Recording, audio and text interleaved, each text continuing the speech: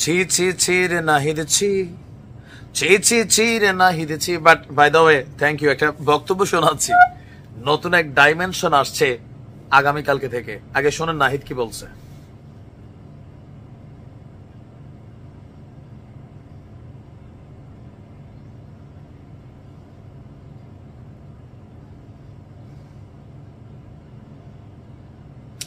এতটুকু বক্তব্য শুনেই নিশ্চয়ই আপনারা বুঝে গেছেন যে আগামীকালকে থেকে এই সমন্বয়ক আর বৈষম্য বিরোধী এই সকল টেকটুক লাগাইয়া অলিতে গলিতে চিপা চাপায় সরকারি বেসরকারি যে কোনো প্রতিষ্ঠানে কেউ যদি যা ভাব নেয়, প্রথমে পিস মোড়া বান দিতে হবে, তারপর 999 কল দিতে হবে। কারণ যিনি বস এই মুহূর্তে এই সমন্বয়কদের আদি পিতা ধরতে পারি, তারপর রানিং আবার তিনি এখন আছেন দলটার সাথে, নাহিদ।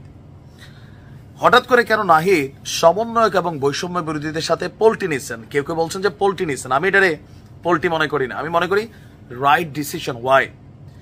এই মুহূর্তে বাংলাদেশের বিভিন্ন জায়গায় এই যে আইন শৃঙ্খলার পরিস্থিতির অবনতি, মব জাস্টিস, যে কোনো জায়গায় মন যা চাইলো গিয়া ধাম কইরা ভাই আমি বৈষম্য বিরোধী, ভাই আমি সমন্বয়ক, দেশটারে 12টা বাজায় রাখছে কিছু সুবিধাভোগী সমন্বয়ক। অনেকে চাঁদাবাজিতে জড়িত হয়ে গেছেন, অনেকে মামলা বাণিজ্যে জড়িত হয়ে গেছেন, অনেকে সিন্ডিকেটে জড়িয়ে গেছেন, বিভিন্ন সেক্টরে ভূমিকা রাখা শুরু করেছেন। আর দিন শেষে এই জিনিসটা বুঝতে পেরেছে আমাদের জাতীয় নাগরিক পার্টির যিনি আহ্বায়ক আছেন জনাব নাহিদ ইসলাম। সেই কারণে তিনি মনে করছেন যে আইন শৃঙ্খলা পরিস্থিতিকে যদি ব্যালেন্স করতে হয় তাহলে এই সমন্বয়কদের আসলে অব্যাহতি দেওয়া দরকার। আজকে থেকে সমন্বয়ক এবং বৈষম্য বিরোধী এক্সিস্ট করে না, মানে এগুলার আর কোনো অস্তিত্ব নাই। বুঝাতে পারছি? এখন এদের যে মানে লেজুর ভিত্তিক কোনো সংগঠন থাকলে সেটা আলাদা।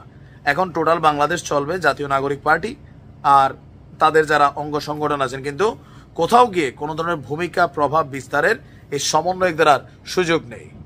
নাহিদের বক্তব্য যে বৈষম্য বিরোধী ছাত্র আন্দোলন এখন আর আগের জায়গায় নেই, কারণ সেখান থেকে একটি ছাত্র সংগঠন তৈরি হয়েছে, রাজনৈতিক দল তৈরি হয়েছে। বৈষম্য বিরোধী বা সমন্বয়ক পরিচয়টা এখন আর এক্সিস্ট করে না। আইন শৃঙ্খলা বাহিনীর কাছে নাহিদ অনুরোধ জানিয়েছেন এই পরিচয়ে যদি কেউ কোনো অপকর্ম করে যে কোনো ধরনের, তো সেই ক্ষেত্রে তারা যেন আইন অনুযায়ী ব্যবস্থা নেন। এখন অনেকে বলছে যে ভাই আমাদের ব্যবহার কইরা তোমরা এক একজন আগামী দিনের প্রধানমন্ত্রী এবং কি মানে গুরুত্বপূর্ণ পদে চলে গেছো, কেউ গাড়ি চড়ছো, কেউ বাড়ি করছো, কেউ আবার পরিবারের আব্বা আম্মার দিয়েও অনেক জায়গায় টাকা পয়সা কামাচ্ছ। ভাই আমার কথা না, সাংবাদিক ইলিয়াসের কথা।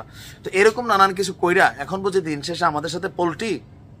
দেখেন আমি মনে করি, আবারও বলি, পোল্টি না, বাংলাদেশের ইতিহাসের সাথে ছাত্র আন্দোলন একটা মানে অস্তিত্বের সাথে ওতপ্রোতভাবে জড়িত। সেই 1947, 52, 69, 71, এরপরে স্বৈরাচার পতন, 91, যতগুলো আন্দোলন দেখবেন, কিন্তু এরপরে ছাত্ররা পড়ার টেবিলে ফিরে গেছে।